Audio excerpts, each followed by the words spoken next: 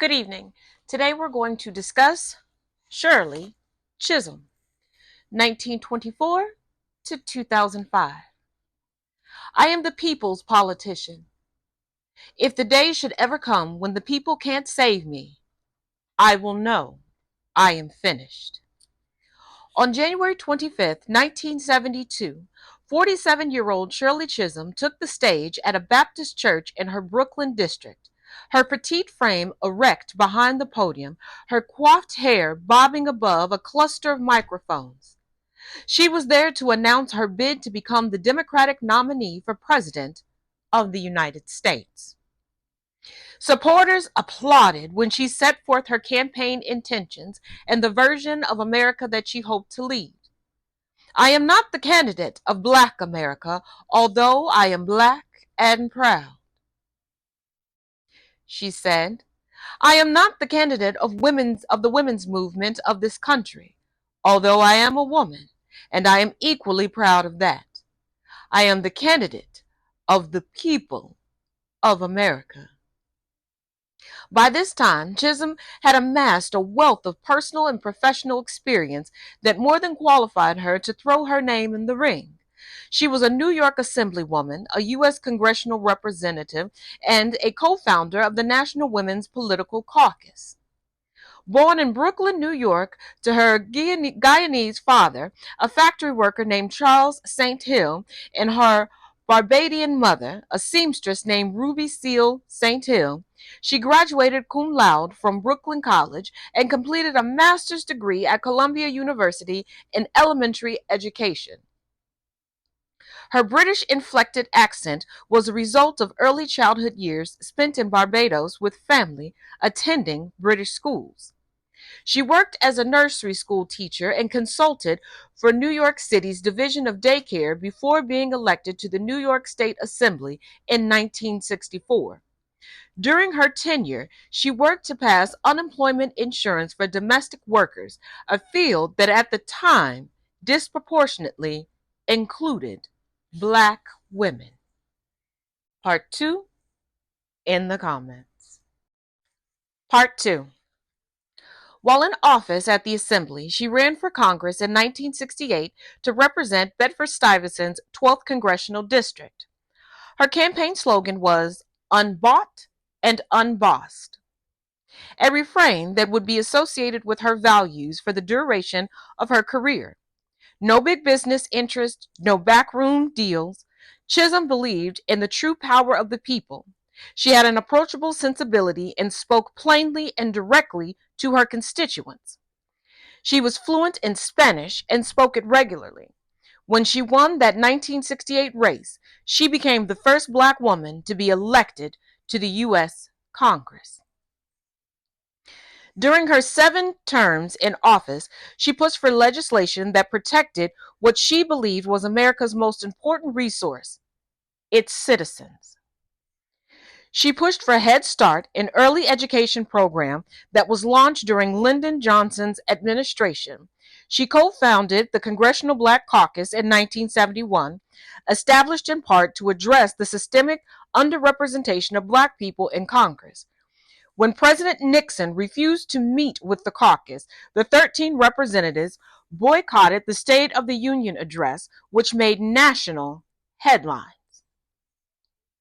Chisholm supported the Equal Rights Amendment and Title IX, which sought to combat discrimination against women in federally funded education and sports programs. She worked on the House Agriculture, Veterans Affairs, and Education and Labor committees. Her work became highly visible and when she was featured on the covers of Jet and Ebony magazines.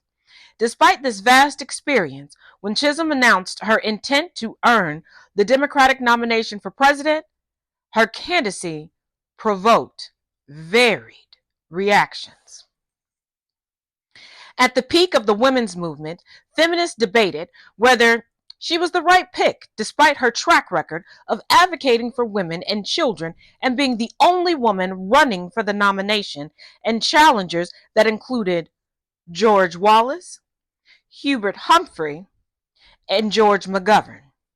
Black people were also not uniformly convinced of her capability. Black men, particularly in the political establishment, debated combining their delegate power during the convention to back a white male candidate they deemed more likely to win. Jesse Jackson and Julian Bond stumped for McGovern.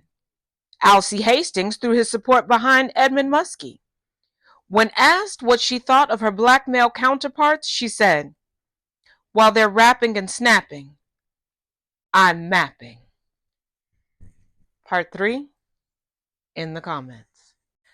Part 3. In her announcement speech, Chisholm cited the Nixon administration's broken promises to the American people. She criticized Nixon's political manipulation, deceit and deception, callousness, and indifference to our individual problems, and his divisive approach to politics. Strategically, she understood that her chances of being nominated were slim, although she had more delegates than Muskie or Humphrey. She lacked sufficient numbers to force negotiations. After losing the primary, she returned to Congress, where she served until 1981. But her presence in the 1972 election shifted the discourse.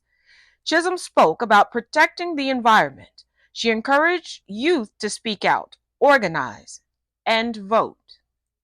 She argued for limiting campaign contributions from large organizations, contributions that minimize the impact of individual working class constituents.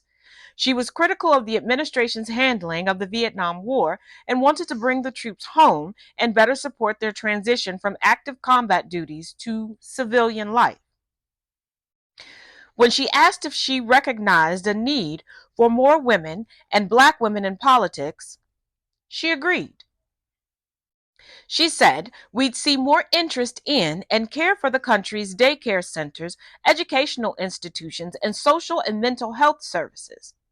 She was the target of 3 assassination attempts during her campaign for presidency. Conversely, she also inspired multiple generations of women to enter American politics. Chisholm died in 2005. Yet her leading example is reflected in a legacy of female elected officials: former U.S. Senator Carol Moseley Braun, who represented Illinois 1993 to 1999 as only the second black senator since the Reconstruction era; California Senator Holly J. Mitchell, 2013 to 2020, who co-wrote and co-sponsored the Crown Act, creating protections for black people to wear their natural hair in school and the workplace; Stacey Abrams, who campaigned in a difficult race for Georgia governor in 2018, losing only narrowly, and founded a national voting rights organization; and U.S. Senator Kamala Harris, the first black and Indian American woman to become the Vice President of the United States. In 2015, President Barack Obama posthumously awarded Chisholm the Presidential Medal of Freedom.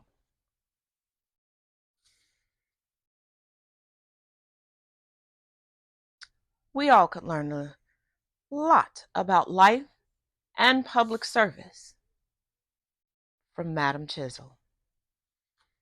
Till tomorrow.